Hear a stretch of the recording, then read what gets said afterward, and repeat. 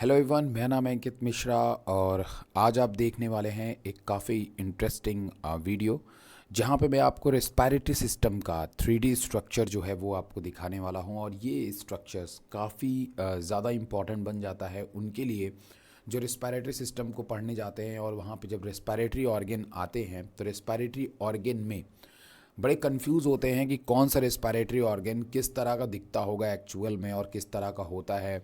या ट्रैकिया ब्रैंक्यूल्स आपको normally 2D diagram में देखने को मिलता है, समझ में भी आता है, लेकिन जब आपको 3D देखने को ऑलरेडी प्रोवाइड हो जा रहा है तो 2D की कोई ज़रूरत नहीं है। एक्चुअल में हमें एक स्ट्रक्चर्स पता चलता है कि आखिर ये एक्चुअल में हमारे किस तरीके के होते होंगे। सबसे पहले हमने देखिए यहाँ पे अपने जो रेस्पिरेटरी स्ट्रक्चर्स हैं उनको बेसिकली दो मेन कैटेगरीज में डिवाइड कर रखा हुआ है।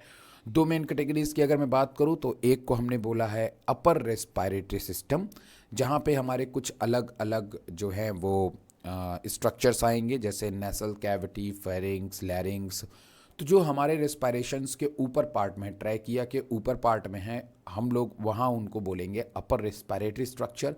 और ट्रैकिया के नीचे जितने स्ट्रक्चर्स हैं जो रेस्पिरेशंस में पार्टिसिपेट कर रहे हैं उनको हम लोग बोलेंगे लोअर रेस्पिरेटरी सिस्टम के अंदर लाएंगे। तो अपर रेस्पिरेटरी सिस्टम के अंदर अगर हम लोग बात करते हैं तो हम पढ़ते हैं नेसल कैविटी, फेरिंग्स, लैरिंग्स, ये सभी चीज़ें हमारी आती हैं अपर रेस्पिरेटरी सिस्टम के अंदर। तो आइए एक एक स्ट्रक्चर्स को बहुत ही ध्यान से समझते हैं, पढ़ते चलते हैं।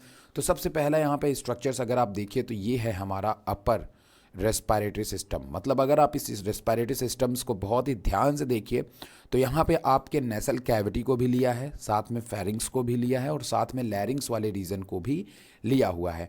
तो हम एक एक करके बड़े आराम से पढ़ेंगे, कोई भी दिक्कत नहीं है, हमारे पास में वक्त काफ़ी है, तो हम बहुत ही आराम से इस टॉपिक को जो है वो ख़त्म करते हैं।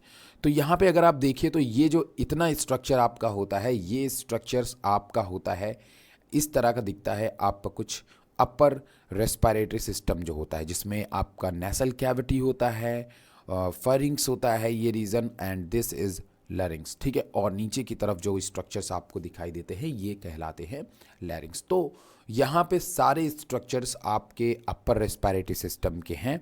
अब यहाँ पे अगर हम बात करते हैं नेक्स्ट की तरफ तो आप ये देखिए, ये है हमारा नेसल कैविटी, जिसको ऑलरेडी इसने बता दिया है कि यही है हमारा नेसल कैविटी। आप चाहे तो इसको हाइड कर दीजिए सारी बोन्स को, और आपको बगल से दिखाई देगा कि हमारी नेसल कैविटी कैसे होती है। जैसे ये हमारा माउथ होता है और उसके बाद ये जो ऊपर का एरिया होती है यही होती है हमारी नेसल कैविटी। यहाँ तक जो आप देख रहे हो स्ट्रक्चर्स, यहाँ तक होती है हमारी नेसल कैविटी। और ये बीच वाली जो कैविटी होती है उसके बारे में तो आप सब जानते हैं, हम लोग डाइजेस्टिव सिस्टम में पढ़ते हैं, जिसको हम लोग ओरल कैविटी का नाम देते हैं। क्या बोलते हैं? ओरल कैविटी कहते हैं। तो ये होती है हमारी नेसल कैविटी, आप सभी को यहाँ पे दिखाई दे रही है नेसल कैविटी, जो आपको ब्लू कलर से टिक हो रही होगी।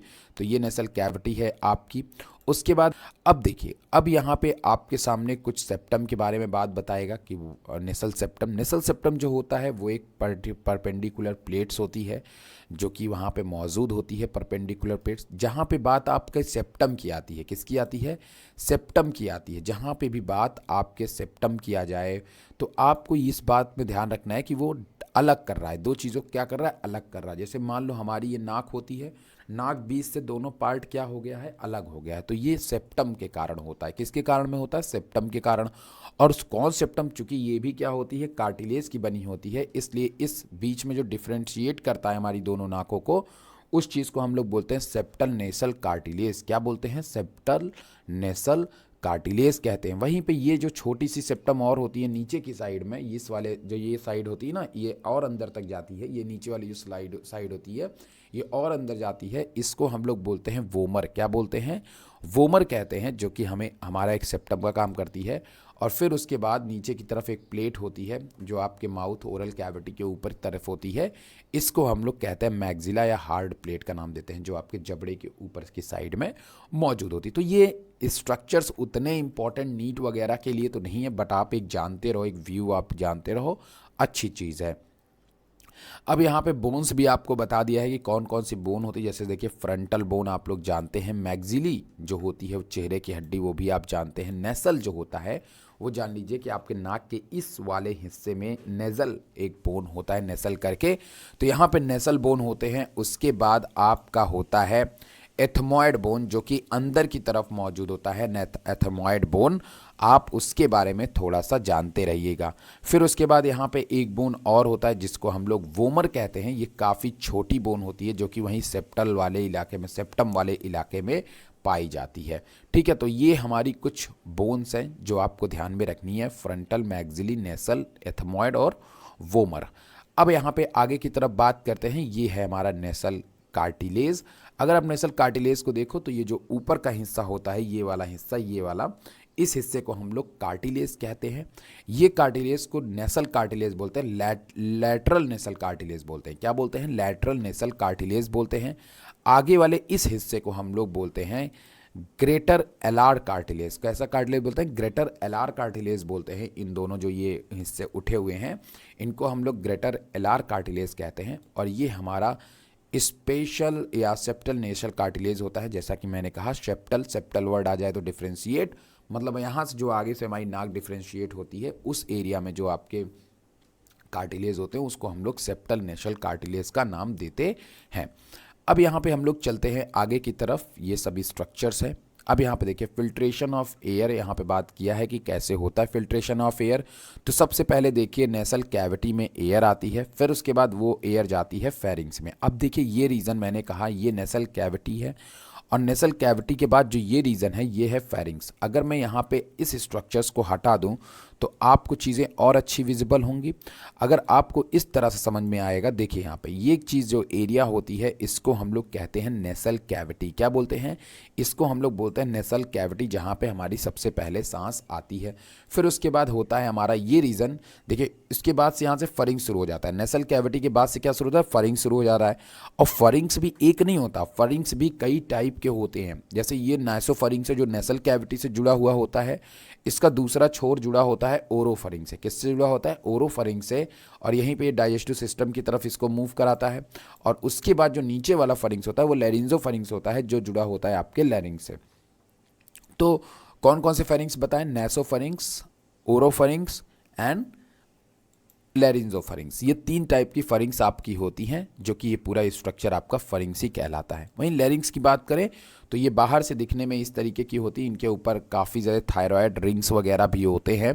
तो काफ़ी बोन्स होती है, जो आपका ये टेटुआ होता है ना, टेटुआ, ठीक है, वो उसी के अंदर की तरफ आपका लैरिंग्स मसल्स वगैरह जो होती हैं वो आपकी मौजूद होती हैं, जो बेसिकली वॉइस का काम करती हैं, वॉइस बॉक्स का काम करती हैं, साउंड प्रोडक्शंस का काम करती हैं। उसके बाद ये जो एक लंबी सी पाइप आपको दिखाई देती है इसको हम लोग कहते हैं ट्रैकिया, और जो इनमें रिंग लगी होती है उसको हम लोग कार्टिलेज रिंग्स बोलते हैं। आगे इसके बारे में है, क्योंकि ये जो है अब यहाँ से लोअर पार्ट जो है वो शुरू हो जाएगा हमारे रेस्पिरेटरी सिस्टम का।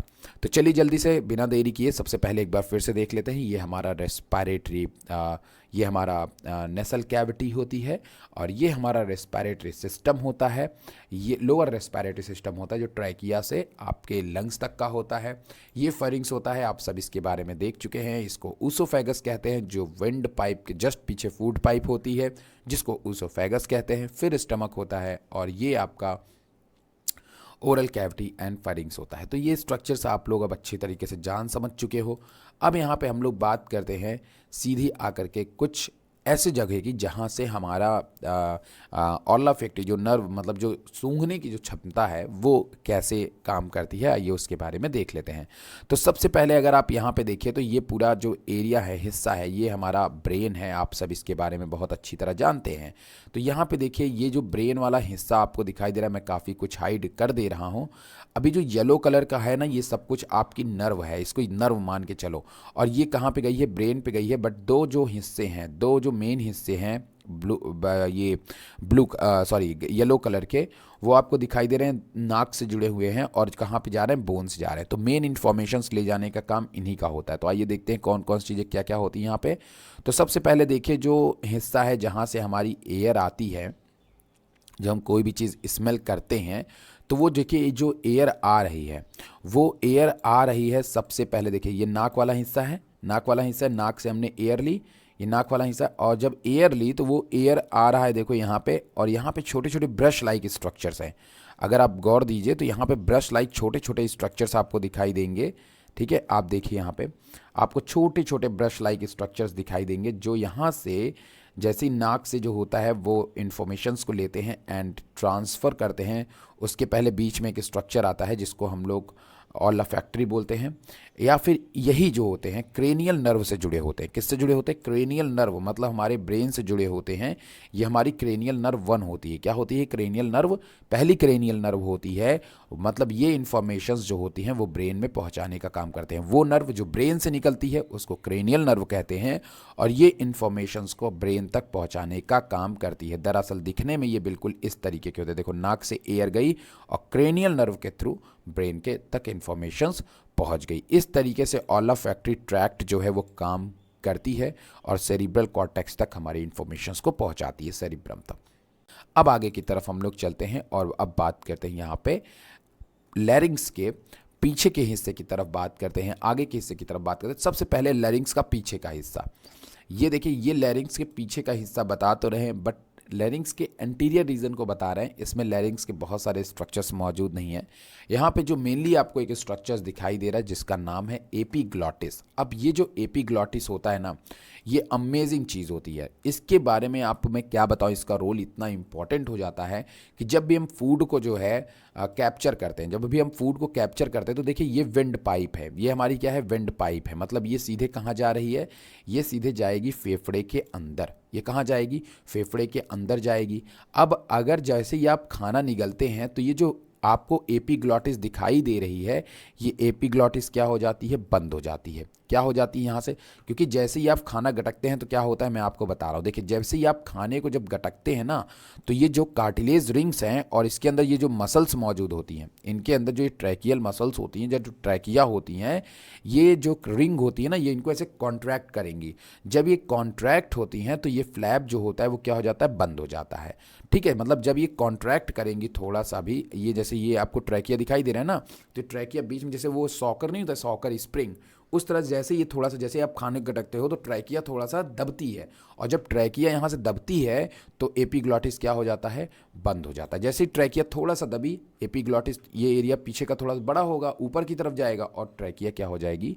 बंद हो जाएगी। तो इस तरह से फूड जब आप गटकते हो तो ट्रैकिया बंद हो जाती है और बाकी जो खाना है वो आपका ऊसोफेगस में चला जाता है। लेकिन कभी कभार कुछ कुछ पार्टिकल जो हैं वो आपके गलती से चले आते हैं ट्रैकिया वाले रीजन में, तो खांसी के थ्रू, कफ के साथ में हम उनको बाहर निकाल देते हैं। अब यहाँ पे होता है अरिथेनॉइड कार्टिलेज, जो कि यहाँ पे मौजूद होता है। अरिथेनॉइड कार्टिलेज की अगर मैं बात करूँ भाई, तो देखो ये जो होता है ना, ये लैरिंजियल स्केलेटन का बना होता है। Vocal cartilage are part of laryngeal skeleton. वहाँ पे एक रीजन होता है जिसको हम लोग बोलते हैं एरिटिनॉइड कार्टिलेज, का नाम जो है वो यहाँ पे देते हैं। यहीं पे मौजूद होते हैं आपके कॉर्निकुलेट कार्टिलेज। ये सब आपके कार्टिलेजिनस स्ट्रक्चर्स होते हैं जो मूवमेंट वगैरह या फिर जोड़ने वगैरह का काम करते हैं। तो ये एपिग्लॉटिस है, आपको इसको ध्यान में रखना है। अब यहाँ पे देखिए, लैरिंग्स को इंटीरियर स्ट्रक्चर में दिखाई दे रहा है। एंटीरियर स्ट्रक्चर्स कहने का मतलब ये है कि यहाँ पे आप देखिए, इसको थायराइड कार्टिलेज कहते हैं। ये जो बाहर की तरफ स्ट्रक्चर को थायराइड कार्टिलेज कहते हैं, और जबकि लैरिंग्स पीछे की तरफ होगा, अंदर की तरफ अभी दिखाई देगा, तो ये थायराइड कार्टिलेज होता है। इसके ऊपर आप देखिए, इसको कॉर्कोइड कार्टिलेज कहते हैं, और उसके नीचे, उसके बीच में आपका थायराइड मेम्ब्रेन होता है। यहाँ पे आप देख रहे हैं थायराइड मेम्ब्रेन होता है, और ये क्रीकोथायराइड या क्रीकोथायरॉयड लिगामेंट होता है यहाँ पे, और ये क्रीकोट्रैकियल लिगामेंट्स होता है यहाँ पे, और ये आपकी हायोइड बोन होती हैं जो ऊपर की तरफ मौजूद होती हैं। तो ये एक स्ट्रक्चर से एंटीरियर रीजन है हमारे लैरिंग्स का। अब यहाँ पे हम लोग बात करते हैं वोकल फोल्ड्स की। देखिए, ये बहुत ही इंपॉर्टेंट है, लैरिंग्स को समझना है तो आप एक काम करिए कि आगे वाला ये जो आपका थायराइड कार्टिलेज है इसको आप हटा दीजिए। इसके पीछे का जो रीजन है, ये वाला रीजन, अब यहाँ से लैरिंग्स की शुरुआत हो जाती है। ये लैरिंग्स होता है, और इसी के पीछे की तरफ बहुत सारी मसल्स, स्ट्रक्चर्स, फोल्ड्स मौजूद होते हैं, जिसमें एक स्ट्रक्चर है वोकल फोल्ड्स। ये आपको अंदर की तरफ वोकल फोल्ड्स समझ में आता है कि जब आपका कोई भी चीज़ जाता होगा तो वोकल फोल्ड्स क्या हो जाते होंगे? ओपन हो जाते होंगे, बंद हो जाते होंगे। इसी के थ्रू हमारी आवाज़ निकलती है। वोकल फोल्ड जब ज़्यादा बंद होता है तो आवाज़ अलग तरीके की, जब वोकल फोल्ड कम बंद होता है, पूरा खुल जाता है, तो आवाज़ अलग तरीके की। तो वोकल फोल्ड्स यहाँ पे मौजूद होते हैं। उसके बाद यहीं पे मौजूद होते हैं वेस्टिबुलर फोल्ड्स, फोल्ड्स, फिर उसके बाद होता है ये पीछे वाला रीजन जिसको पोस्टीरियर क्रिकनॉइड्स बोलते हैं, और फिर लैटरल क्रिकनॉइड होता है यहाँ पे। ये सब लैरिंग्स का स्ट्रक्चर है, वोकल फोल्ड का स्ट्रक्चर्स है, मैस्कुलर स्ट्रक्चर्स भी होता है यहाँ पे। तो इसलिए ज़्यादा इसमें जानने की बहुत ज़रूरत नहीं है, आप लैरिंग्स को जानते रहो, इनफ है नीड के लिए। अब यहाँ पे हम लोग आगे की तरफ बात करते हैं और चलते हैं लैटरल मतलब लोअर रेस्पिरेटरी ट्रैक्ट की तरफ। लोअर रेस्पिरेटरी ट्रैक्ट की तरफ अगर आप ध्यान दें तो इसमें लोअर रेस्पिरेटरी सिस्टम में लंग्स आते हैं, ट्रैकिया आते हैं। ट्रैकिया की तरफ अगर आप देखिए तो ट्रैकिया हमारे बीच में होते हैं, अगल बगल हमारे लंग्स मौजूद होते हैं। ट्रैकिया, ये ट्रैकिया होती है, और ट्रैकिया से जुड़े हुए हमारे होते हैं दो बहुत इंपॉर्टेंट से स्ट्रक्चर जिनको हम लोग कहते हैं ब्रोंकियाई। क्या बोलते हैं? जिनको हम लोग कहते हैं ब्रोंकाई। और अगर आप ब्रोंकाई को बहुत ही ध्यान से देखें तो आगे जाकर के यही ट्रैकिया दो डिफरेंट ब्रांचेस में डिफ्रेंशिएट हो जाती है, जिसको हम लोग ब्रोंकाई कहते हैं। अब इसमें बहुत सारे ब्रोंकाई होते हैं, प्राइमरी ब्रोंकाई बोलते हैं, यहाँ वाले एरिया को प्राइमरी ब्रोंकाई बोलते हैं ना। फिर उसके बाद सेकेंडरी ब्रोंकाई बोलते हैं, देख रहे हो, ये प्राइमरी ब्रोंकाई होता है, यहाँ पे प्राइमरी ब्रोंकाई होता है, इसलिए इसको प्राइमरी कार्टिलेज भी बोलते हैं, कार्टिलेजिनस रिंग भी बोलते हैं। इसको सेकेंडरी ब्रोंकाई पे जो कार्टिलेजिनस रिंग होते हैं उनको सेकेंडरी ब्रोंकाई बोलते हैं। तो यहाँ पे ब्रोंकाई डिवाइड होते हैं, जैसे यहाँ पे देखो दो ब्रांच बन गए ना, तो ये प्राइमरी हुआ, ये पूरा प्राइमरी ब्रोंकस हुआ, प्राइमरी ब्रोंकस हुआ, ये सेकेंडरी ब्रोंकस हुआ। अब इनसे जो निकलेगा वो टर्शियरी ब्रोंकस होगा। अब आई बात समझ में कि नहीं मेरी बात? यहाँ पे आपको इसको ध्यान में रखना है कि जैसे जैसे इसमें ब्रांचेस निकली रहेंगी वैसे वैसे हम उनको नाम भी देते चले जाएंगे। देखो जैसे यहाँ पे देखो लिखा हुआ, ये प्राइमरी ब्रोंकाई है, उससे निकला हुआ ये वाला और ये वाला, तो ये दोनों सेकेंडरी हो गए। और इनसे निकला हुआ है, जैसे इनसे निकला हुआ, ऊपर वाले से निकला हुआ है एक और, देखो यहाँ पे देखो, तो सेकेंडरी वाले से एक और निकला हुआ है, तो ये टर्शियरी ब्रोंकाई हो जाएगा, ठीक है। और टर्शियरीज कोई निकला होगा तो भाई वो अलग, तो ये ब्रोंकियोल्स हो जाएगा। और ब्रोंकियोल से जुड़े होते हैं हमारे एल्वियोलाई। तो ये होते हैं ब्रोंकियोल, जो अलग अलग पूरे ब्रांचेस आपको दिखाई दे रहे हैं, ग्रीन कलर वाले ही हैं होंगे, तो ये आपके ब्रोंकियोल्स हैं और ये आपका लंग्स है, ठीक है। ये लोअर सरफेस है हमारे। अब देखो यहाँ पे भी लैरिंग्स की बात किया हुआ है, ये लैरिंग्स होता है, और इसकी जो पोजीशंस होती है, इसकी जो पोजीशंस होती है ये बहुत इंपॉर्टेंट है जानना, कि जो हमारे जहाँ पे हमारी ब्रोंकाई पाई जाती है, जहाँ पे हमारी ब्रोंकाई पाई जाती है, मतलब हाँ ब्रोंकाई पाई जाती है, वहाँ पे वर्टिब्रल जो होता है, वर्टिब्रा मतलब जो थोरैकिक वर्टिब्रा होती है, थोरैकिक मतलब लंग्स वाले रीजन की तरफ, जो पीछे की तरफ बैकबोन में जो वर्टिब्रा होती है, जो बोन्स होती है उनको वर्टिब्रा कहते हैं, वो 5वें नंबर वाली होती है। देखिए जैसे यहाँ शुरू, जहाँ से लंग शुरू होता है वहीं से शुरू होती है आपकी थोरैकिक वर्टिब्रा, मतलब आपकी स्पाइनल कॉर्ड। तो इसीलिए हम इसको उसी नाम से जानते हैं, T05, मतलब का कहने का मतलब है ये 5वें नंबर पर होती है। देखो 1 2 3 4 5 किस नंबर पे होती है? 5वें नंबर पे होती है। किस नंबर पे होती है? 5वें नंबर पे आपकी ये मौजूद होती है, इसलिए हम इसको T05 का नाम जो है वो यहाँ पे देते हैं। क्या नाम देते हैं? T05 कहते हैं, मतलब कि थोरैकिक वर्टिब्रा नंबर 5। थोरैकिक वर्टिब्रा नंबर 5 पे आपकी ब्रोंकियोल्स या ब्रोंकाई जो होती हैं वो डिफ्रेंशिएट होती हैं, या हार्ट या लंग्स को हम बोलते हैं कि थोरैकिक वर्टिब्रा मतलब 5 पे मौजूद होती हैं। अगर आप इनके वर्टिब्रा का स्ट्रक्चर भी देखिए तो बाकियों से अलग नहीं दिखाई दे रहा। देखिए यहाँ पे इस बोन्स को देखिए ध्यान से, 1 2 3 4 5, पांचवी पहले बोन्स देखो, number 1, number 2, number 3, number 4, number 5, और देखो कहाँ तक होती हैं ये कहाँ तक होती हैं थोरैकिक वर्टिब्रा। ये भी काउंट कर लेते हैं थोड़ा सा जूम करके और कम करके, देखिए 5 6 और देखते हैं 7 8 9 10, ओके, अब 11, और एक और होती होगी 12, और एक और भी है क्या, ओके 12 तक। कहाँ तक हम बात करते हैं? 12 तक। तो टोटल जो पूरा लंग्स वाला रीजन होता है वहाँ पे कितनी वर्टिब्रा लगती है आपकी? वहाँ पे 1 से लेकर के 12 वर्टिब्रा जो है वो लगती है। 12 वर्टिब्रा में ही आपका प्रॉपर जो लंग्स होता है वो मौजूद होता है। तो ये भी कभी कभी लिंक किया हुआ है, आपके एनसीईआरटी में है पोजीशंस। ये हमारी प्राइमरी ब्रोंकाई होती, जैसा कि मैंने आपको बताया। ये ट्रैकिया होती है, ये ट्रैकियल रिंग होती है, ये आपकी ऊसोफेगस होती है, ये भी मैंने आपको बता दिया है ना। तो ये आप लोग जानते हैं। अब यहाँ पे कुछ और भी इंटरेस्टिंग है जो आपको पूरे चैप्टर में जानना पड़ेगा। जैसे ये चीज़ जो स्ट्रक्चर है इसको हम लोग कहते हैं, ऊपर का जो स्ट्रक्चर होता है ये बहुत इंपॉर्टेंट है। ये बीच वाले स्ट्रक्चर को कंप्लीट हम तो कहते हैं स्टर्नम। क्या कहते हैं? स्टर्नम कहते हैं। और स्टर्नम, बॉडी ऑफ स्टर्नम के जस्ट ऊपर की तरफ आप देखेंगे तो इसको मैन्यूब्रियम बोलते हैं, और नीचे वाले स्ट्रक्चर को जीफॉइड प्रोसेस कहते हैं। तो इसको ध्यान में रखना है। तो ये पूरा जो स्ट्रक्चर होता है इसको हम एक केज बोलते हैं। क्या बोलते हैं? थोरैकिक केज बोलते हैं, जो हमारे लंग्स को पूरी तरीके से कवर अप करके रखता है, जो हमारे लंग्स को पूरी तरीके से कवर अप करके रखता है, थोरैकिक केज। और उसके बाद होता है ये लेफ्ट लंग, बीच में हार्ट, फिर देखिए यहाँ पे राइट लंग्स, फिर नीचे की तरफ ये जो मेम्ब्रेन होता है ये बहुत इंपॉर्टेंट हो जाता है, डायफ्राम। जिस समय हम एक्सहेलेशंस और इनहेलेशन करते हैं, मतलब अपना रेस्पिरेशंस करते हैं, वहाँ पे ये बहुत ही ज़्यादा इंपॉर्टेंट हो जाता है, क्योंकि यही जो मेम्ब्रेन होता है यही इसको ऊपर की तरफ पुश करता है। तो आपका जो लंग्स है, मतलब ये जो हिस्सा दिख रहा है ना, ये जो ऐसा दिख रहा है ये और ऐसा हो जाएगा। जैसे ये है ना, तो ये ऐसे, जैसे ये डायफ्राम है ना, तो ये और ऐसे हो जाएगा। जैसे अभी देखो ये डायफ्राम है, इसके ऊपर लंग्स है ना, तो ये और ऐसे हो जाएगा। जब ये और ऐसे होगा तो ये पूरा हिस्सा क्या होगा? ऊपर की तरफ उठेगा तो हार्ट पे प्रेशर डालेगा वॉल पे, और वॉल पे प्रेशर डालेगा तो एयर क्या हो जाएगी? बाहर चली जाएगी। तो डायफ्राम का रोल आपको समझना है। ये पूरा ऊपर जाता है, ये पूरा ऊपर जाता है जब हम लोग सांस को बाहर निकालते हैं। तो ये सब आपको समझना। और जस्ट इसके नीचे होता है हमारा लीवर, क्योंकि लीवर को भी इससे बचाना होता है, फ्रिक्शन ना होने पाए। तो थोरैकिक केज होता है, लेफ्ट लंग होता है, हार्ट, राइट लंग्स, डायफ्राम, और लास्ट में लीवर आपका यहाँ पे दिखाई दे रहा है। अब हम लोग एक हार्ट की तरफ देखते हैं। तो एक हार्ट जो राइट लंग्स होता है हमारा, लंग्स की तरफ देखते हैं। जो राइट लंग्स होता है उसमें आपको 3 लोब दिखाई दे रहे हैं, 1, 2, 3। अब ये बहुत इंपॉर्टेंट लोब्स होते हैं। पहला लोब जो होता है उसको हम लोग सुपीरियर लोब कहते हैं। क्या बोलते हैं? सुपीरियर लोब कहते हैं। बीच में जो ये लाइन दिखाई दे रही जहाँ से लोब अलग होते हैं उसको हॉरिजॉन्टल फिशर बोलते हैं। मतलब याद रखिएगा, ये वर्ड आपके एनसीईआरटी में भी है कि जहाँ से लोब आपके अलग होते हैं, जैसे लंग्स आपको दिखने में लगता होगा एक ही लोब बना हुआ, नहीं।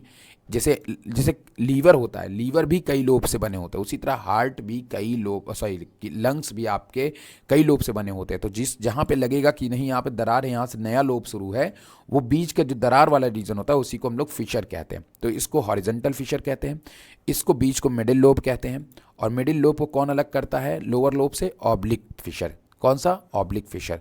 फिर नीचे के एरिया को कहते हैं इन्फीरियर लोब। और इसको यहाँ पे इन्फीरियर लोब में अगर आप बात करेंगे तो इन्फीरियर लोब में आपको यहाँ पे, ठीक है, इन्फीरियर लोब हो गया। अब जब आप लंग्स को अंदर से देखते हैं, जो आप कहते नहीं कैसे पाइपलाइन गई होगी ब्लड की, कैसी पाइपलाइन गई होगी गैस की, तो ये जो आपको 3-4 पोर दिखाई दे रहा है, पहला पोर जो है ना, ये बीच वाला पहला पोर, ये तो मेन आपके लंग्स का है। ये बीच वाला जो पोर दिखाई दे रहा है ये पहला वाला जो एयर लेकर के आता है। फिर उसके बाद ये जो तीनों हैं ये हमारे हार्ट से कनेक्टेड है। किससे कनेक्टेड? हमारे हार्ट से। 2 हमारे हार्ट से कनेक्टेड है। अब इसको आपको ध्यान में रखना है, ठीक है? अभी बताइएगा सब कुछ। ये लेफ्ट लंग है, लेफ्ट लंग्स में 2 ही लोब होते हैं, एक सुपीरियर होता है और इसमें ऑब्लिक ओपैका पाई जाती है, ऑब्लिक फिशर पाए जाते हैं, और ये आपका केवल इन्फीरियर। तो इसमें मिडिल नहीं होता है, इसमें केवल 2 लोब होते हैं। तो ध्यान में रखिएगा, राइट वाले में 3 लोब होते हैं, वो थोड़ा बड़ा होता है। लेफ्ट वाले में 2 ही लोब देखने को मिलती हैं, और इसमें भी बिल्कुल उसी तरीके से पोर्स देखने को मिलते हैं। अब देखिए उन पोर्स का काम देखिए, यहाँ पे देखिए एक पोर्स जो होता है वो बिल्कुल आपके लंग से जुड़ा होता है। ये ट्रैकिया वाला दिखा ना, बड़ा वाला पोर दिखा ना, ये किससे जुड़ा हुआ होगा? देखो यहाँ पे ये वाला जो हिस्सा है जो लंग्स के अंदर गया है, ये कौन सा हिस्सा होगा? जो ट्रैकिया से आया हुआ है। और ये वाला हिस्सा इंटरेस्टिंग है, ये हिस्सा है पल्मोनरी आर्टरीज है। ये क्या है? पल्मोनरी आर्टरीज है, जो कि इम्प्योर ब्लड लेके आएगी, और ये आपकी पल्मोनरी वेन्स है जो कि प्योर ब्लड लेके जाएगी। तो पल्मोनरी वेन्स 2 गई हुई हैं यहाँ पे, देख रहे हैं आप, और पल्मोनरी आर्टरीज एक ही आई हुई, क्योंकि यहाँ पे बहुत सारा ब्लड आता है और पल्मोनरी आर्टरीज ज़्यादा बड़ी दिखाई दे रही इनके मुकाबले। तो सारे स्ट्रक्चर्स बहुत अच्छे विजिबल हो रहे हैं। आपको ऐसा स्ट्रक्चर तो ना ही देखने को मिलेगा, मैं बता रहा हूँ आपको। तो ये रहा। अब ये देखो, ये है ब्रोंकाई ट्री, जहाँ पे ये हमारा ट्राइकिया है, ये हमारी प्राइमरी ब्रोंकाई, ये हमारी सेकेंडरी ब्रोंकाई, ये हमारी टर्शियरी ब्रोंकाई, और ये हमारे ब्रोंक्यूल्स। अब आगे की तरफ हम लोग बात करते हैं तो ये हमारे काफ़ी और भी फंक्शंस हैं। इस तरीके से हमारा पूरा हार्ट जो है वो लंग्स जो है वो दिखाई देता है। आशा है आज का ये वीडियो आपको बहुत ही ज़्यादा पसंद आया होगा और रेस्पिरेटरी सिस्टम का जो पूरा आपने एक स्ट्रक्चरल व्यू लिया वो काफ़ी पसंद आया होगा। पसंद आए वीडियो को लाइक करिएगा, शेयर करिएगा, सब्सक्राइब करिएगा, क्योंकि 3D वीडियोज़ आपको यहीं पर अवेलेबल होते हैं। Thank you very much.